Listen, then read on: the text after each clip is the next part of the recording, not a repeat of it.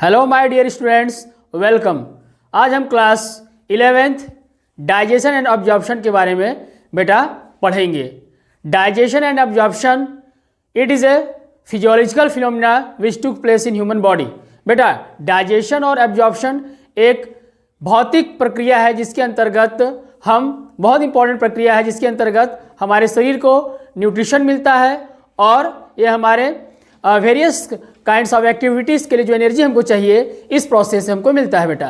तो इस प्रोसेस में बेटा हम लोग सबसे पहले बेटा पढ़ते हैं न्यूट्रिशन के बारे में, उसके बाद न्यूट्रिएंट्स, टाइप्स ऑफ न्यूट्रिएंट्स, ठीक है। उसके बाद हम लोग पढ़ेंगे फंक्शंस ऑफ न्यूट्रिएंट्स एंड उनके सोर्सेस।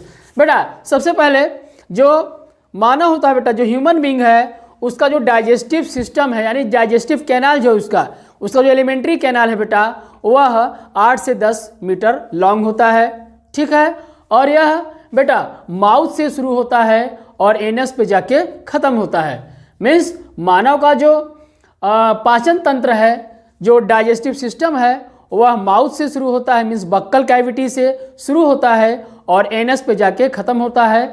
और जो यह क्या बेटा डाइजेस्टिव जो हम लोग का सिस्टम है, हम लोग जो एलिमेंट्री कैनाल है, वह एक लॉन्ग ट्यूब है ऑफ वेरिंग डायमीटर, मीन्स एक लंबी नली है जिसमें विभिन्न प्रकार के डायमीटर इसमें पाए जाते हैं, ठीक है। तो सबसे पहले बेटा हम लोग देखते हैं न्यूट्रिशन। न्यूट्रिशन क्या होता है बेटा, जिसे हम पोषण कहते हैं हिंदी में। The requirement of food by an organism for proper growth and development is known as nutrition.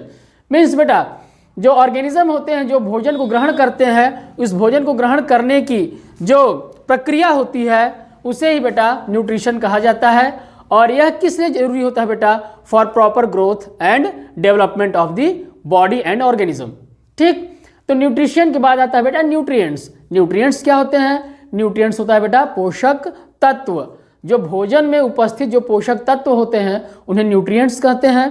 इसका डेफिनेशन बेटा, various chemical constituents present in the food which provide energy and helps in growth is called as nutrients।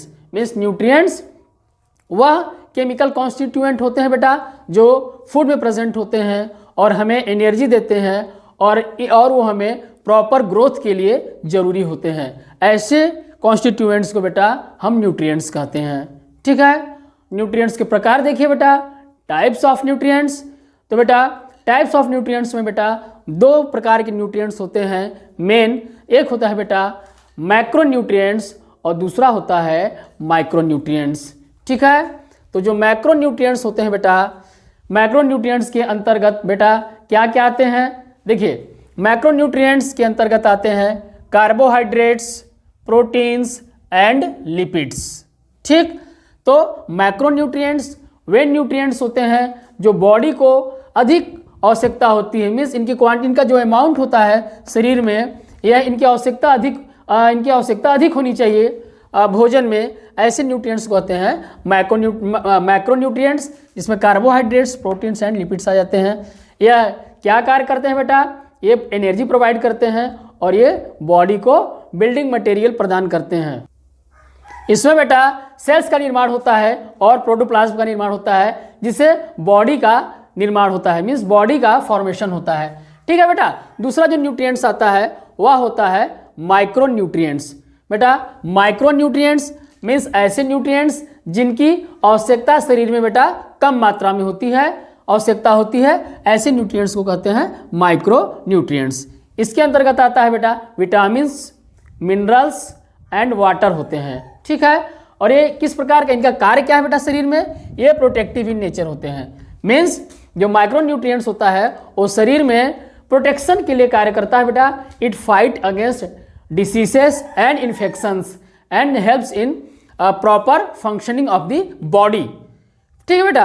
अब देखिए अगला हम point देखते हैं बेटा elements के बारे में।